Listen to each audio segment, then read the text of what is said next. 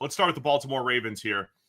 They kicked things off with Malaki Starks in the first round and then Mike Green in the second round. So a really interesting 1-2 pick of the good football player, Malaki Starks, probably the best safety in the draft class for most people. And then Mike Green, a guy with a top 10 to 15 talent going in round 2.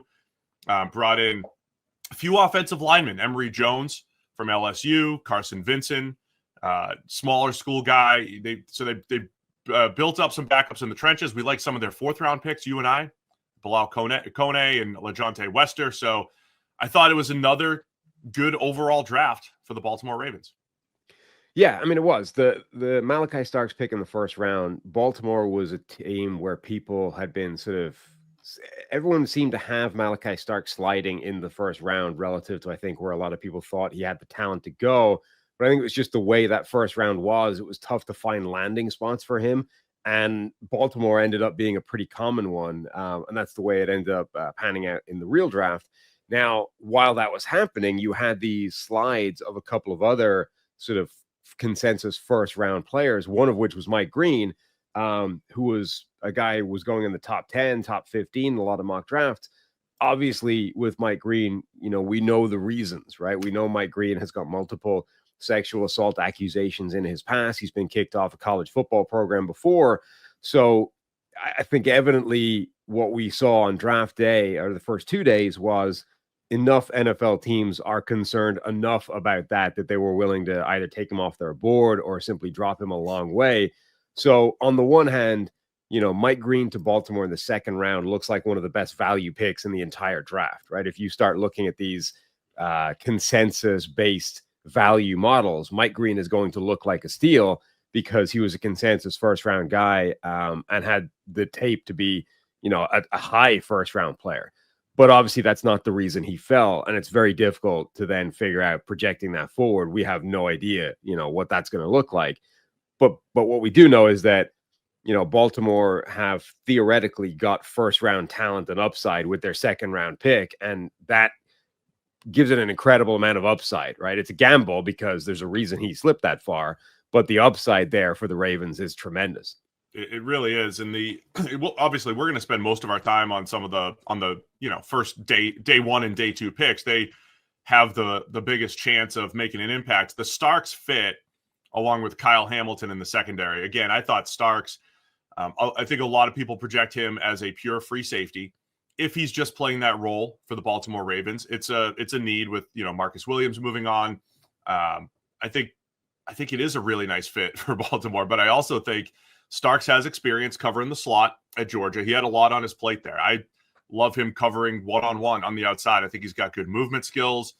I think he's a very good athlete, ball skills. His signature plays, like early as a true freshman, high pointing the ball on a pass down the field for an interception. That's his signature play, flipping his hips, going up, making plays on the ball. So I think he helps to continue to free up Kyle Hamilton, but also bring some versatility back there if you want to rotate those guys. Because Kyle Hamilton, we described him the same way, right? Kind of a pure free safety and just continue to evolve as, hey, if you want to play him in and around the box, if you want to play him as the nickel over the slot, he could do it all. I think Starks has some of that ability. I think Hamilton was a better all-around football player. I mean, I think Hamilton was one of the best safeties to come out in the last 5 or 10 years, and he's shown that. Starks is not that, but I love the versatility that he brings to that secondary. Yeah, and the great thing is they can figure out where he belongs best in the secondary, and they have the pieces to move around to accommodate that. So even if it's not what we think it is, right? A lot of people think he's this pure free safety. If it turns out that's not where he's best in the NFL, they can adjust, right? That's the flexibility that Kyle Hamilton and Marlon Humphrey bring to the table. You can actually move Starks around to best suit his fit. So if it is a true free safety, I think he slots in right away. If it turns out his role should be slightly different, I think they have the pieces to make that happen. So then with Mike Green in round 2, you have Kyle Van Noy, getting older, into the last year of his deal. And, we know you can never have too many edge rushers. I think he has a chance to contribute right away. Odafe Owe, former first-round pick. We'll see what the Ravens end up doing with him in the future. Tavius Robinson has played a lot of snaps for them as well.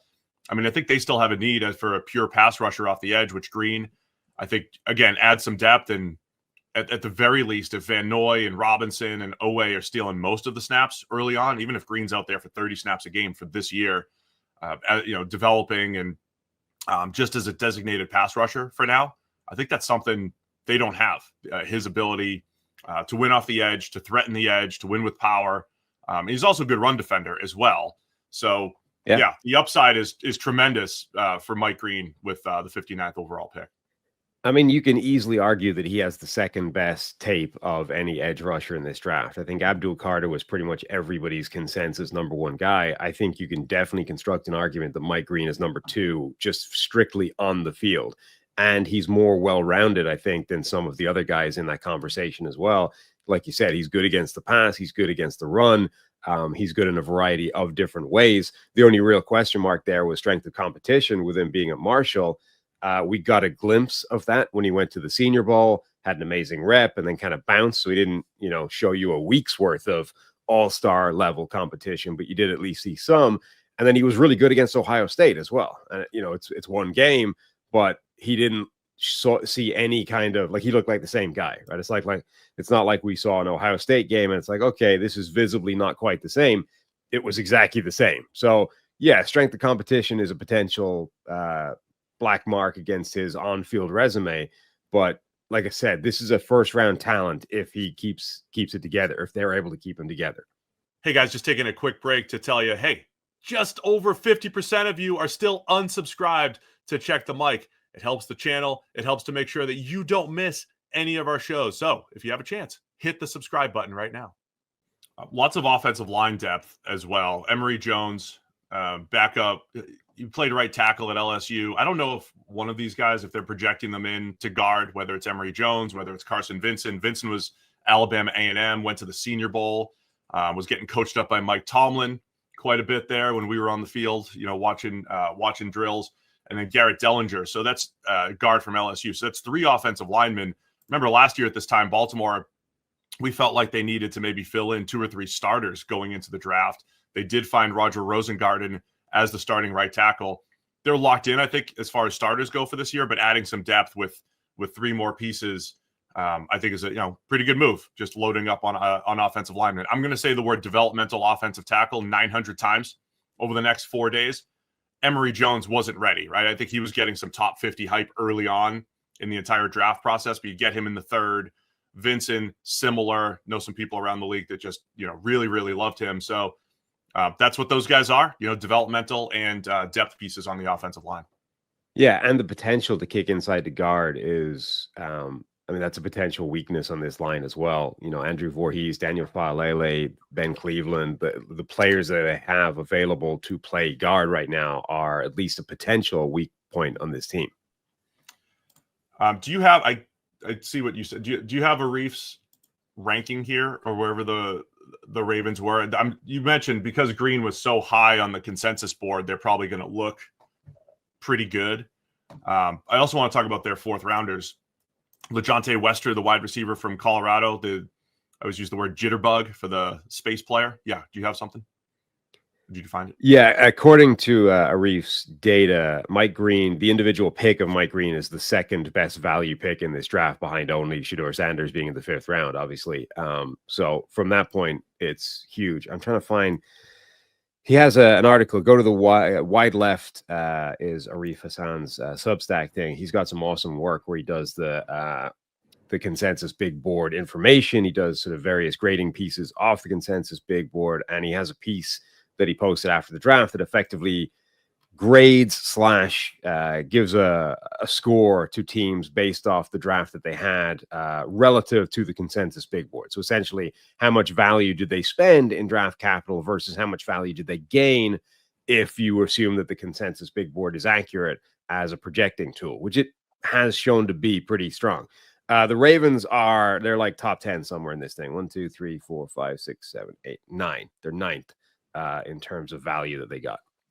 Yeah, I think it was good. I mean, it's interesting because we talk up the Ravens and their process quite a bit, and I've been raving about how teams should be or pounding the table for defensive linemen, offensive linemen in the first round. It's the second time in 4 years that the Ravens have drafted a safety in the first round, but I think they both made sense. They got the consensus top safety both times. And again, I think Hamilton was the best safety prospect in years, probably since Derwin James.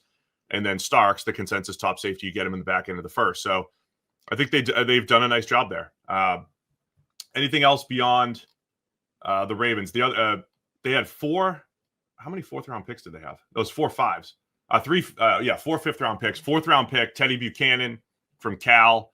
Add some depth at linebacker.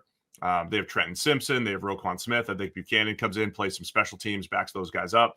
2 backup corners, one of which you love, Bilal Kone from Western Michigan. And the other interesting thing we do need to discuss is going to be Tyler Loop, the kicker out of Arizona, with all the issues that Justin Tucker has. Yeah, I mean that there's probably signal in that, right? Justin Tucker obviously dealing with his own sexual assault, impropriety. I don't know what the correct term for what he's accused of is. His own issues. And by the way, his play completely fell off last season anyway. Went from being, the best kicker in NFL history to suddenly very not being. The fact that they then go and draft a guy, expend significant capital is a relative term, but when you're talking about a kicker, any kind of draft pick away from the 7th round is significant capital. So for them to draft a kicker probably signals the direction that's heading in. Yeah, do you want to talk about Kone for a minute? Yeah, I love Kone. Kone's one of my favorite day 3 players. He looks the part. He's 6'1", 190 pounds a corner. Had to do it the hard way. Wasn't ranked at all by recruiting services, a 0-star recruit, had to go through JUCOs, then got up to Indiana State, then got to Western Michigan. This is not going through blue blood programs. And the reason he went to Western Michigan was in part because they were going to play some legitimate teams, and he would at least have tape showing that he can hang with the likes of Michigan or Wisconsin and Ohio State. And Ohio State in particular, he had a really good game against guys like Marvin Harrison Jr., like legitimate top-tier players. And there's a couple of reps in there where he did absolutely outstanding. So I misspoke earlier. They had the 5th round pick was Carson Vincent, Alabama A&M. It was 4 6th round picks. Kone was one of the 6s. Tyler Loop, the kicker. LeJontay Wester, who I talked about for a second. Just every time I watch Shadur Sanders and he's throwing the ball short to Wester, he's just making people miss in space. I thought Wester, just a dynamic, compete for wide receiver 4, wide receiver 5 type of snaps and get him the ball in space. I'm mixing up my elite Ohio State wide receivers. It's Jeremiah Smith instead of Marvin Harrison Jr. that he had some nice reps against. It's early on a weekend where we haven't had much sleep, Sam. It's all good. We're gonna misspeak every now and again. Other guy I wanted to shout out was Aeneas Peebles, the undersized defensive tackle from Virginia Tech. I think he's got some pass rush chops, to add there. I'm trying to be careful when we like 5th, 6th, 7th round picks. It's like, hey, the value is pretty good there. The paths to the field is always a challenge, but if those guys have something to offer, I think the Ravens drafted they drafted 4 6th rounders that have something to offer. So I think there's depth in this draft. And at the top, you have two guys with potential to be high-end players at their respective positions. So I love the overall draft here for the Ravens. Yeah, I mean, you have the level set, right? Anybody drafted on day 3, their chances of making a huge impact are minimal, which is not to say they can't. I mean, we've Puka Nacua, the obvious recent example, like guys can come out of day 3 and make an incredible impact, but the overall strike rate of day 3 picks is extremely low. So you're looking for reasons to be interested in them. And the reasons can be very different. They can be, this guy's a really good football player who's a marginal athlete. They can be, he's a spectacular athlete who's a marginal football player. Like they've all got something missing, but you at least want to see a reason that you can talk yourself into. This is why they could become a good NFL player. I think the Ravens have a few of those guys. Thanks for watching all the way to the end of our video. For more great content, click here to subscribe and here to watch another video. We'll see you again soon.